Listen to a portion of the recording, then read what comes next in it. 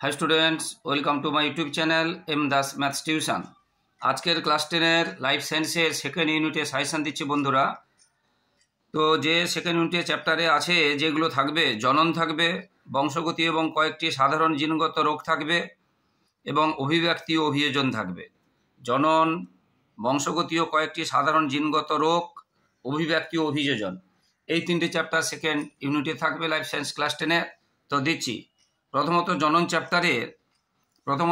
চ্যাপ্টারে তোমরা অযৌন জনন কাকে বলে এটা ভালো করে রাখবে। অযৌন জনন কাকে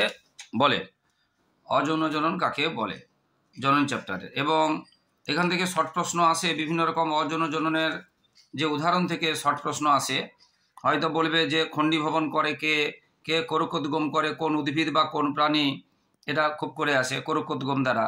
আর খণ্ডীভবন এটা খুব করে আসে, উদ্ভিদ থেকেও আসে আবার প্রাণী থেকেও আসে, বুঝতে পেরেছো? বা বহু বিভাজনের মধ্যে বহু বিভাজন কে করে এটাও আসে, বহু বিভাজন কে করে এটা আসে।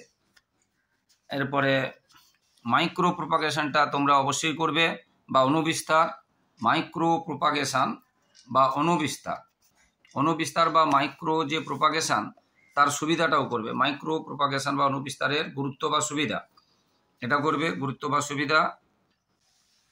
যৌন, অযৌন এবং অঙ্গজ জননের পার্থক্য, কারণ যৌনর সঙ্গে অযৌন জনন আসতে পারে, যৌনর সঙ্গে অযৌন জনন আসতে পারে, আবার অযৌনর সঙ্গে অঙ্গজ আসতে পারে। বেশিটা অযৌন আর অঙ্গজ আসে, তবে যৌন অযৌনও আসে শুধু। এই জন্য তিনটে একসাথে একটা ছকটাকে করতে পারো বা আলাদা করে পার্থক্য করবে বলে। যৌনুক্রম কাকে বলে এটা খুব করে আসে। যৌনুক্রম কাকে বলে? ফার্নের যৌনুক্রম রেখাচিত্র অঙ্কন করো, ফার্নের যৌনুক্রমে রেখাচিত্র অঙ্কন করো। এবারে শর্ট প্রশ্ন আসে, অযৌন জননের একক কি, যৌন জননের একক কি? অযৌন জননের একক হচ্ছে রেণু, যৌন জননের একক হচ্ছে গ্যামেট বা জনন কোষ। এটা খুব করে শর্ট প্রশ্ন আসে।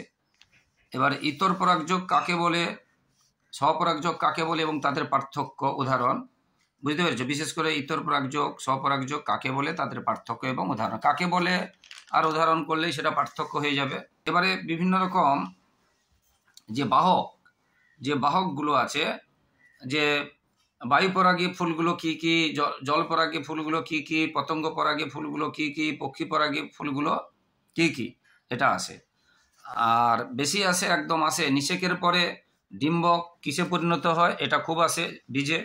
আর ডিম্বাশয় ফলে পরিণত হয়, বা বলবে ফলে পরিণত হয় কোন অংশ ফুলের, বলতে হবে ডিম্বাশয়। আর শস্যের ক্রোমোজোম সংখ্যা কত? 3n। জাইগোট বা ভ্রূণাণুর ক্রোমোজোম সংখ্যা কত? 2n। আর নির্ণীত নিউক্লিয়াসের ক্রোমোজোম সংখ্যা কত? 2n। এটা আছে। স্বপরাগযোগ ইতর পরাগযোগের পার্থক্য এটা আছে।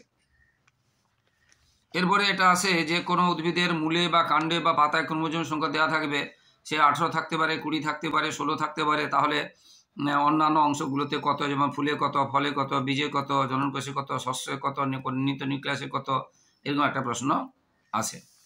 আচ্ছা, দ্বিনিষেক কাকে বলে? Double fertilisation. দ্বিনিষেক কাকে বলে? এটা আছে। বৃদ্ধি ও বিকাশের মধ্যে পার্থক্য, বৃদ্ধি ও বিকাশ বা পরিস্ফুরণের মানে পার্থক্য এরকম থাকতে পারে, বিকাশ না বলে পরিস্ফুরণও বলতে পারে। বুঝতে পেরেছো? বৃদ্ধি ও বিকাশ বা বৃদ্ধি ও পরিস্ফুরণের পার্থক্য, এটা কিন্তু বৃদ্ধি ও পরিস্ফুরণের পার্থক্য এটা আসে। মুখ্য বৃদ্ধিকাল কাকে বলে? এটা আছে। আর একটু আগে যেটা বলেছিলাম বৃদ্ধি ও পরিস্ফুরণের পার্থক্য, এটা আছে। আবার ওই আগে একটা যে প্রশ্ন বললাম, মূল কাণ্ড পাতা বলা থাকতে পারে বা শস্যও বলা যেতে পারে। শস্যের ক্রোমোজোম সংখ্যা 27 হলে জাইগোটে কত, বা জননকোষে কত, মূলে কত, পাতায় কত, এরকম করে ক্রোমোজোম সংখ্যা কত এটা আসে। তৃতীয় অধ্যায় বংশগতি ও কয়েকটি সাধারণ জিনগত রোগ। বংশগতি ও কয়েকটি সাধারণ জিনগত রোগ, তৃতীয় অধ্যায়। এখানে যে প্রশ্নগুলো মূলত আসে, এখান থেকে মূলত প্রশ্ন বলছি, ইম্পর্টেন্টগুলো বলছি, তার মানে নয় যে এগুলোর ছাড়া বাইরে কিছু আসবে না, তা কিন্তু নয়। এর বাইরেও অনেক প্রশ্ন আসবে, এগুলো মূল ইম্পর্টেন্ট প্রশ্নগুলো বলছি। এখান থেকে তোমরা অবশ্য 90% কমন পেয়ে যাবে। আচ্ছা, অ্যালিল কাকে বলে আসবে, লোকাস কাকে বলে আসবে। অ্যালিল কাকে বলে, লোকাস কাকে বলে, ভীষণ ইম্পর্টেন্ট, একদম আসে। আর এখানে আসে প্রকট ও প্রচ্ছন্ন বৈশিষ্ট্য কাকে বলে? প্রকট ও প্রচ্ছন্ন বৈশিষ্ট্য কাকে বলে এটা খুবই আসে। ফিনোটাইপ জিনোটাইপ কাকে বলে এটাও আসে। বোবা বলতে কি বোঝো? প্রকট প্রচ্ছন্ন এবং ফিনোটাইপ জিনোটাইপ এটা খুব আসে। এবারে ইমাসকুলেশন বা পুং বন্ধাত্মকরণ এটাও কখনো কখনো আসে। ইমাসকুলেশন বা পুং বন্ধাত্মকরণ এটাও কখনো কখনো আসে। এরপরে মেন্ডেলের বংশগতি মটর গাছ 7 জোড়া যে বৈশিষ্ট্য মেন্ডেলের বংশগতির 7 জোড়ার বৈশিষ্ট্য থেকে এবং কি কি 7 জোড়া বা কোনটি প্রকট কোনটি প্রচ্ছন্ন এখান থেকে শর্ট প্রশ্ন আসে। মেন্ডেলের যে মটর গাছ নিয়েছিল তার 7 জোড়া বৈশিষ্ট্য কি কি এবং কোনটি প্রকট কোনটি প্রচ্ছন্ন এখান থেকে শর্ট প্রশ্ন আসে। লিঙ্কেজ কাকে বলে? লিঙ্কেজ কাকে বলে এটা আসে কখনো কখনো। লিঙ্কেজ কাকে বলে আসে, প্রায় আসে লিঙ্কেজ কাকে বলে। এরপরে মেন্ডেলে এক সংকর জনন মটর গাছের পরীক্ষায় প্রথম অপত্য জনুতে কত % লম্বা এবং কি ধরনের লম্বা? মেন্ডেলের এক সংকর জননের পরীক্ষায় প্রথম অপত্য জনুতে কত % লম্বা এবং কি ধরনের লম্বা? আর মেন্ডেলে এক সংকর জনন মটর গাছের পরীক্ষায় F2 জনুতে মানে দ্বিতীয় অপত্য জনুতে কত % লম্বা এবং কত % বেটে জিনগত অনুপাত এটা আছে। শর্ট প্রশ্নে এগুলো আসে, বুঝতে পেরেছ? জিনোটাইপ কি হবে, ফিনোটাইপ কি হবে? জিনোটাইপ এক সংকর জননের জিনোটাইপ কি, ফিনোটাইপ কি? দ্বিসংকর জননের জিনোটাইপ কি, ফিনোটাইপ কি? বা মেন্ডেলের এক সংকর জনন পরীক্ষাটা চেকার বোর্ডের সাহায্যে বা যেটাকে বলে পানেট যেটা ছক, চেকার বোর্ডের সাহায্যে বা পানেট ছকের সাহায্যে দেখাও। দ্বিসংকরও আসতে পারে, দ্বিসংকরও আসতে পারে। এরপরে মেন্ডেলের যেটা প্রাপ্ত সূত্রটি এক সংকর যে জনন হলো সেই পরীক্ষা প্রাপ্ত সূত্রটি কি এবং সূত্রটি বিবৃত করো। সূত্রটির নাম হচ্ছে পৃথকীভবনের সূত্র এবং সেই সূত্রটা বলতে হবে, এক সংকর থেকে। এবার দ্বিসংকর জননের থেকে মেন্ডেল দ্বিসংকর জননের পরীক্ষা থেকে মেন্ডেল কি সূত্রটা দ্বিসংকর জননের পরীক্ষা থেকে প্রাপ্ত সূত্রটি কি এবং সূত্রটি লেখো। ভীষণ পরিমাণে আসে, একদম এই দুটো সূত্রের মধ্যে একটা কিন্তু প্রায় আসে। দ্বিসংকর জননের সূত্র থেকে যেটা স্বাধীন সঞ্চারণ সূত্র বা স্বাধীন বিন্যাসের সূত্র এবং সূত্রটি লিখতে হবে, ঠিক আছে? এর ওটা ছক দেওয়া থাকে, একটা ছক থেকে মানে মেল ফিমেলের বা জাইগোট জননকোষে দেওয়া থাকে, সেখান থেকে কি হবে এটা আসে অনেক সময়। দ্বিসংকর জননে ফিনোটাইপ অনুপাত কি, জিনোটাইপ অনুপাত কি এটা আসবে, যেটা বলেছিলাম। ফিনোটাইপ হচ্ছে 9:3:3:1 আর জিনোটাইপ হচ্ছে 1:2:2:4:1:2:1:2:1 অর্থাৎ তোমরা মনে রাখার জন্য বলবে 12:24:12:1 12:24:12:1 প্রত্যেকটা অনুপাত চিহ্ন দেবে। দ্বিসংকর জননে ফিনোটাইপ অনুপাত। আর মেন্ডেলের সূত্রের ব্যতিক্রম বা বিচ্যুতি, মেন্ডেলের সূত্রের ব্যতিক্রম বা বিচ্যুতি লেখা ভীষণ ইম্পর্টেন্ট, একদম আসবেই আসবে। অসম্পূর্ণ প্রকটতা কাকে বলে এবং উদাহরণ দাও, আসবেই আসবে। যেটা আমরা জানি যে সন্ধ্যা মালতী বা 4 o'clock যে উদ্ভিদ, অসম্পূর্ণ প্রকটতা, বুঝতে পেরেছে, এটা আসবে। আর কখন ফিনোটাইপ অনুপাত F2 অনুপাত 1:2:1 হয়। ফিনোটাইপ অনুপাত আমরা জানি, ফিনোটাইপে আমরা কি শিখেছিলাম 3:1, কিন্তু ফিনোটাইপ জিনোটাইপ হয় 1:2:1। এই জন্য বলছে কখন ফিনোটাইপ অনুপাত 1:2:1 হবে। ফিনোটাইপে 3:1 হয় আর জিনোটাইপে 1:2:1, কিন্তু কখন ফিনোটাইপে 1:2:1 হবে এই জন্য, বুঝতে। অসম্পূর্ণ প্রকটতার ক্ষেত্রে যেমন সন্ধ্যা মালতী, এর ভীষণ ইম্পর্টেন্ট, অসম্পূর্ণ প্রকটতার ক্ষেত্রে বা সন্ধ্যা মালতী। এবারে শুক্রাণুর ক্রোমোজোম মানে সংখ্যাগত বা ডিম্বাণুর ক্রোমোজোম সংখ্যাগত আসে। যেহেতু শুক্রাণু দুটো হবে, কারণ পুরুষদের যৌন ক্রোমোজোম কি হয় এক্স এবং ওয়াই, আর মেয়েদের দুটো এক্স হয়, তাই ডিম্বাণু হবে 22A মানে অটোজোম প্লাস এক্স, আর এখানে 22A প্লাস এক্স বা 22A প্লাস ওয়াই, এটা হচ্ছে শুক্রাণু। দুটো লিখতে হবে তোমাদের, এটা মনে রাখবে। আর ডিম্বাণুতে কিন্তু একটা। ক্রিসক্রস উত্তরাধিকার কাকে বলে? ক্রিসক্রস উত্তরাধিকার কাকে বলে এটা আছে। ক্রিসক্রস উত্তরাধিকার কাকে বলে এটা আছে। ক্রিসক্রস উত্তরাধিকার এটা আছে। এবারে থ্যালাসেমিয়া কাকে বলে, এর কারণ, এর প্রকারভেদ। মানে থ্যালাসেমিয়া বা বিভিন্ন যে বংশগত যে রোগগুলো আছে, এবং এখানে একটা বলে রাখার দরকার যে কোনটা লিঙ্গ সংযোজিত আর কোনটা অটোজোমের রোগ, এটা জেনে রাখবে। এই রোগগুলোর মধ্যে খুব ভালো করে জেনে রাখবে কোনটা লিঙ্গ সংযোজিত রোগ এবং কোনগুলো অটোজোমাল রোগ। তাহলে থ্যালাসেমিয়া কারণ, এর প্রকারভেদ এইগুলো আসবে। থ্যালাসেমিয়াতে কিন্তু অটোজোম মানে যৌন ক্রোমোজোমের নয়, দেহ ক্রোমোজোম, অটোজোম বাহিত রোগ, এটা মনে রাখবে। এবং থ্যালাসেমিয়ার প্রকারভেদ এগুলো আসবে। ব্যাক ক্রস কাকে বলে, ভীষণ ইম্পর্টেন্ট। ব্যাক ক্রস কাকে বলে আর টেস্ট ক্রস কাকে বলে, এটা আছে। ব্যাক ক্রস কাকে বলে, টেস্ট ক্রস কাকে বলে। এবং বলা হয় সমস্ত টেস্ট ক্রস ব্যাক ক্রস, কিন্তু সমস্ত ব্যাক ক্রস টেস্ট ক্রস নয়। এটা কেন বলে, এটা একটা প্রশ্ন আছে। তাহলে টেস্ট ক্রস কাকে বলে, ব্যাক ক্রস কাকে বলে, এটা করবে। আরেকটা প্রশ্ন বললাম, সমস্ত টেস্ট ক্রস ব্যাক ক্রস, কিন্তু সমস্ত ব্যাক ক্রস টেস্ট ক্রস নয়, বলা হয় কেন, এটা আসবে। এবারে থ্যালাসেমিয়ার মতো হিমোফিলিয়া, হিমোফিলিয়া কাকে বলে বা এর কারণ কি, কয় প্রকার, কি কি এই হিমোফিলিয়া, কয় প্রকার, কি কি হিমোফিলিয়ার কারণ কি, বুঝতে পেরেছ, এটা আছে। এবং এটা হচ্ছে জেনেটিক কাউন্সিলিং কাকে বলে, জেনেটিক কাউন্সিলিং কাকে বলে, এটাও আছে। জেনেটিক কাউন্সিলিং কাকে বলে, এটাও আছে, জেনেটিক কাউন্সিলিং।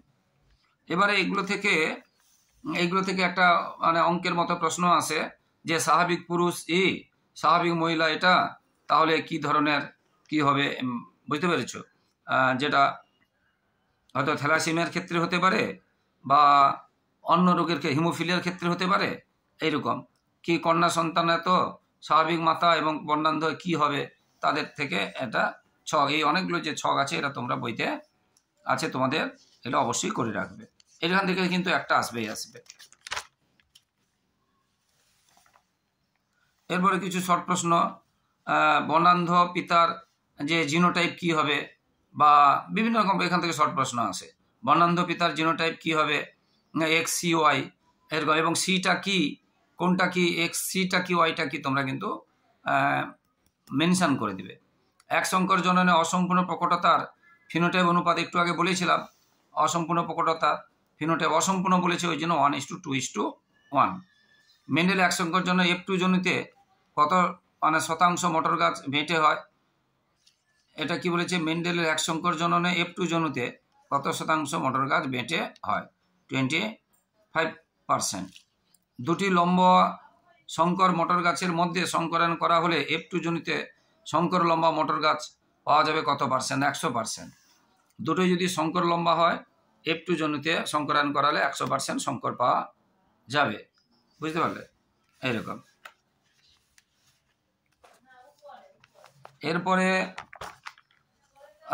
এরপরে আছে হিমোফিলিয়া, হিমোফিলিক মাতার জিনোটাইপ কিভাবে দেখা যায়, হিমোফিলিক মাতার জিনোটাইপ কি, দেখো এক্স এটা হচ্ছে ক্যাপিটাল এইচ আর এক্স এটা হচ্ছে স্মল এইচ, হিমোফিলিক। এখান থেকে আছে বর্ণান্ধ পিতার জিনোটাইপ কি, বর্ণান্ধ পিতার জিনোটাইপ কি, এরকম আছে। এখান থেকে অনেকগুলো প্রশ্ন আছে। এ বি থেকে গ্যামেট পাওয়া যাবে কতটি এবং কি কি, এরকম আছে। দুটি সংকর লম্বা মটর গাছের মধ্যে সংকরায়ন করা হলে F1 জনিতে সংকর লম্বা মটর গাছ পাওয়া যাবে কত পার্সেন্ট, একটু আগে বলেছি 100%, এবং সেটা দেখাও, বুঝতে পেরেছ। এগুলো থেকে শর্ট প্রশ্ন এরকম আসে, অনেক শর্ট প্রশ্ন আসে। এবারে মানুষের অটোজোমে বুঝতে পেরেছ, নিচের কোনটি নিয়ন্ত্রিত হয় না, মানুষের অটোজোমের জিন দ্বারা নিচের কোনটি মানে থাকা, অটোজোমে থাকা জিন দ্বারা নিচের কোনটি, হিমোফিলিয়া একটু আগে বলেছিলাম, অনেকগুলো দেওয়া থাকবে, তার মধ্যে হিমোফিলিয়া থাকবে, নিচের কোনটি মানে অনেকগুলো থাকবে, ধর হিমোফিলিয়া, থ্যালাসেমিয়া, বর্ণান্ধতা এরকম থাকবে, তার মধ্যে হবে হিমোফিলিয়া, বুঝতে পেরেছ। আর লিঙ্গ সংযোজিত জিনের সাপেক্ষে মহিলারা সবসময় বাহক হয়, লিঙ্গ সংযোজিত জিনের সাপেক্ষে মহিলারা সবসময় কি হয়, বাহন হয়। হোল্যান্ডিক জিনের অবস্থান কোথা থেকে, পুরুষের ওয়াই ক্রোমোজোমে, হোল্যান্ডিক জিন। রোলার জীব মানে মোড়ার ক্ষমতা সম্পন্ন, রোলার মানে গোল করতে পারে, জিনটি কি প্রকট না প্রচ্ছন্ন, না প্রকট। বর্ণান্ধতা হলো লিঙ্গ সংযোজিত রোগ, এটা সত্যি না মিথ্যা, সত্য, এরকম আছে। এবারে স্তম্ভ, এর সঙ্গে স্তম্ভ বি আছে, ভীষণ ইম্পর্টেন্ট। রক্ততঞ্চন ব্যাহত হয় কিসের জন্য, সন্ধ্যামালতি কি অসম্পূর্ণ প্রকটতা, সমসংকর দীর্ঘ মটর গাছ, ক্রিসমাস রোগ, আমরা তো আগে বলেছি, যদিও প্রোটোনোপিয়া লাল বর্ণ দেখতে পায় না, এরকম বাম দিক ডান দিক থাকে। এবারে এরকম থাকে যে বর্ণান্ধতা লাল বা সবুজ, তাহলে থ্যালাসেমিয়া কি হবে না, রক্তাল্পতা। হিমোফিলিয়া, থ্যালাসেমিয়া, বর্ণান্ধতা, মায়োপিয়া এই থাকে। মানুষের কানের লতি, রোলাজ্জি, তারপরে কি আছে থ্যালাসেমিয়া আর কোঁকড়ানো চুল, এরকম ধরনের আছে। 9:3:3:1, 3:1, 1:2:1, এগুলো সব কি পৃথক বিভাজনের সূত্র, মানে একটির সঙ্গে বাকিগুলো সম্পর্কিত, এই ধরনের প্রশ্ন আসে। জিন লোকাস, তাহলে ডিএনএ কি শূন্যস্থান? জিন লোকাস, ডিএনএ তাহলে কি হবে শূন্যস্থান না ক্রোমোজোম, এই ধরনের প্রশ্ন আসে।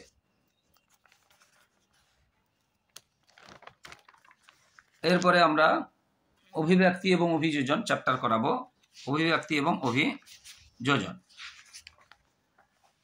অভিব্যক্তি এবং অভিযোজনে এই যে হট ডাইলুট স্যুপ কাকে বলে, হট ডাইলুট স্যুপ ভীষণ ইম্পর্টেন্ট, একদম আসবে অভিব্যক্তি অভিযোজন থেকে।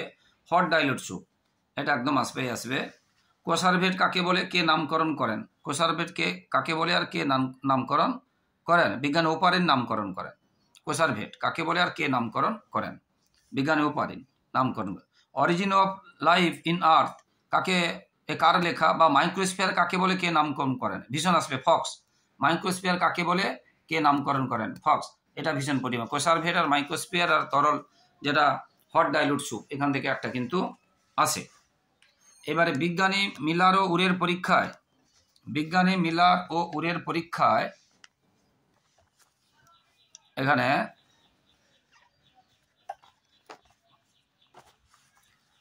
বিজ্ঞানী মিলার রাসায়নিক যেগুলো নেওয়া হয়েছিল, কি কি অনুপাতে নেওয়া হয়েছিল, কি কি ছিল না? মিথেন ছিল, অ্যামোনিয়া ছিল এবং হাইড্রোজেন গ্যাস ছিল 2:2:1 অনুপাতে, 2:2:1 অনুপাতে। বুঝতে পারলে? মিথেন, অ্যামোনিয়া এবং হাইড্রোজেন গ্যাস ছিল 2:2:1 অনুপাতে নেওয়া হয়েছিল।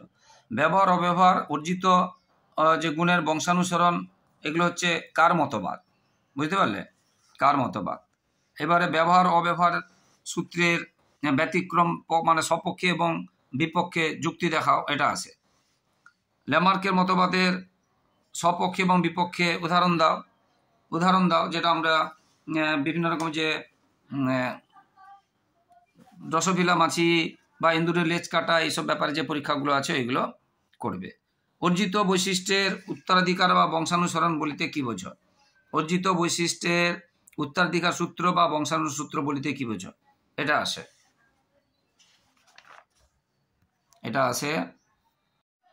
এরপরে বায়োলজি শব্দটি কে প্রবর্তন করেন? ল্যামার্ক। বায়োলজি শব্দটি কে প্রবর্তন করেন? বায়োলজি শব্দটি কে প্রবর্তন করেন? ল্যামার্ক।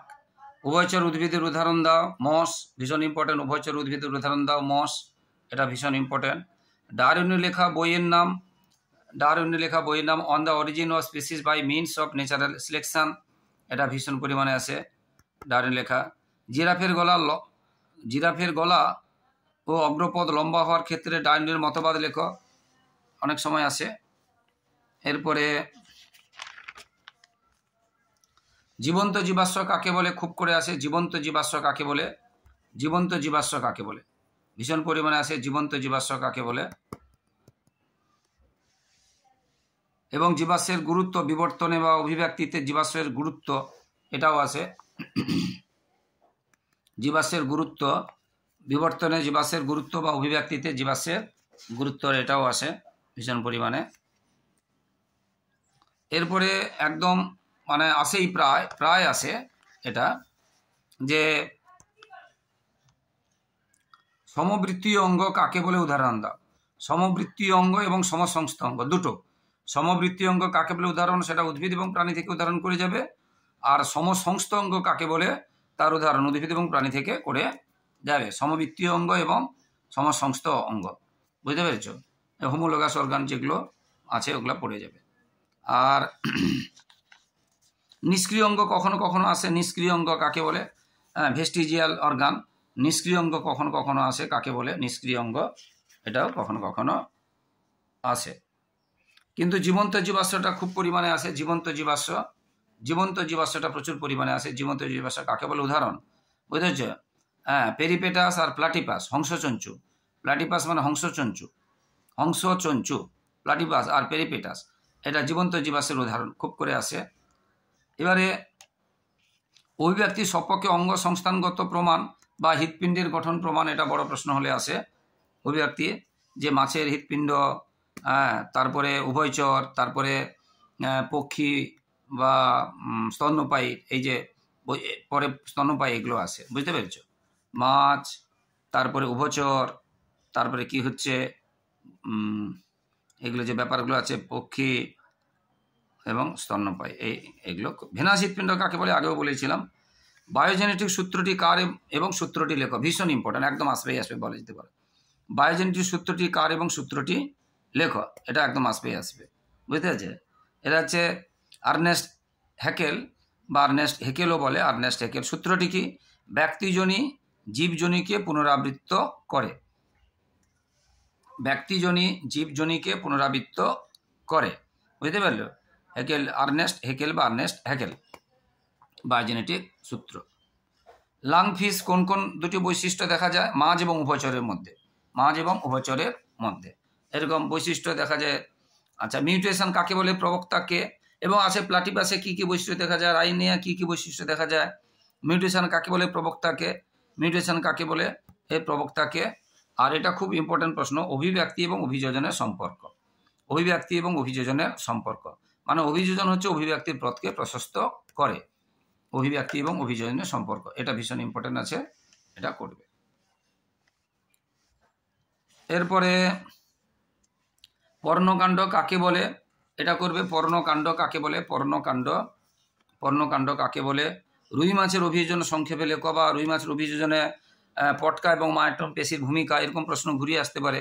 রুই মাছের অভিযোজনে পটকা এবং মায়োটন পেশির ভূমিকা আর পর্ণকাণ্ড কাকে বলে, বুঝতে পেরেছে? পায়রার ওজন কমানোর জন্য কি কি ব্যবস্থা আছে, এটাও আসতে পারে, কখনো কখনো আসে। এবারে লবণাম্য উদ্ভিদ, জাঙ্গল উদ্ভিদ, এগুলো আর উটের শারীরবৃত্তীয় অভিযোজন, এটা একদম আসে। উটের শারীরবৃত্তীয় অভিযোজন একদম আসে, ভীষণ পরিমাণ ইম্পর্টেন্ট। আর শিম্পাঞ্জির আচরণগত অভিযোজন, উট, শিম্পাঞ্জি এবং মৌমাছি, তিনটে থেকে একটা আসবেই আসবে। উটের শারীরবৃত্তীয় অভিযোজন, শিম্পাঞ্জির আচরণগত অভিযোজন এবং মৌমাছির বার্তা আদান প্রদানের পদ্ধতি লেখো, বা মৌমাছির অভিযোজন। মৌমাছির এই যে বার্তা আদান প্রদান, মৌমাছির বার্তা আদান প্রদান, বুঝতে পেরেছ? তোমরা জানো যে ওয়াগেল ড্যান্স আছে, রাউন্ড ড্যান্স আছে, এগুলো মৌমাছি থেকে, ভীষণ ইম্পর্টেন্ট। মৌমাছি রাউন্ড ড্যান্স মানে বৃত্তাকার নৃত্য, আর ওয়াগেল ড্যান্স মৌমাছির মানে বার্তা প্রদানের, আদান প্রদানের পদ্ধতি কি আছে। রাসায়নিক বিবর্তনবাদ কার মতবাদ? ওপারিনো হেলডেন, এটা শর্ট প্রশ্ন আছে। রাসায়নিক বিবর্তনবাদ কার মতবাদ? ওপারিনো হেলডেন, বুঝলেন? এরকম আছে। এরপরে জীবনের উৎপত্তি রাসায়নিক তত্ত্বটি প্রকাশ করেন কে? জীবনের উৎপত্তি রাসায়নিক তত্ত্বটি কে প্রকাশ করেন? না, ওপারিনো হেলডেন, ওপারিনো হেলডেন, ওপারিনো হেলডেন।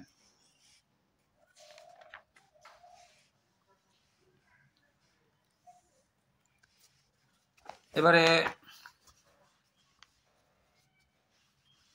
এরকম প্রশ্ন আছে যে আচ্ছা, শ্বাস মূল নিমাটোফোর বা শ্বাসরন্ধ্র নিমাটোফোর, এগুলো আছে। আচ্ছা, ঘোড়ার বিবর্তনের আদিতম পূর্বপুরুষের নাম কি? ইওহিপ্পাস। আধুনিক ঘোড়ার নাম কি? ইকুয়াস। আধুনিক ঘোড়ার নাম হচ্ছে ইকুয়াস।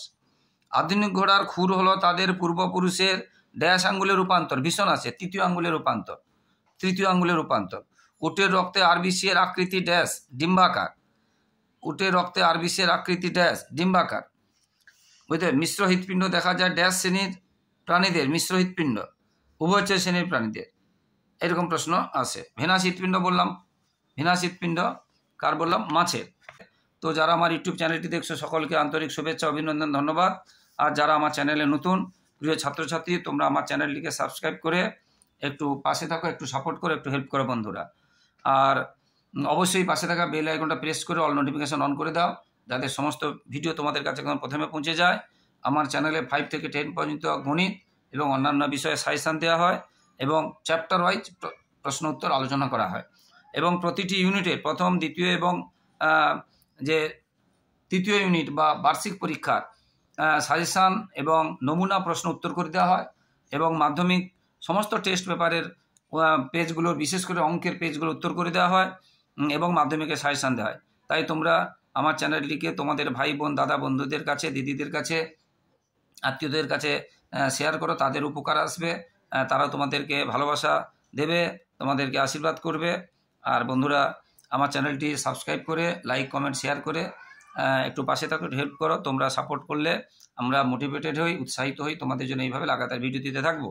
সবার পরীক্ষা ভালো হোক বন্ধুরা, সবাইকে আগাম শুভেচ্ছা এবং আশীর্বাদ জানাচ্ছি এবং সবার ভবিষ্যতে ভালো হোক। জয় হিন্দ, বন্দে মাতরম।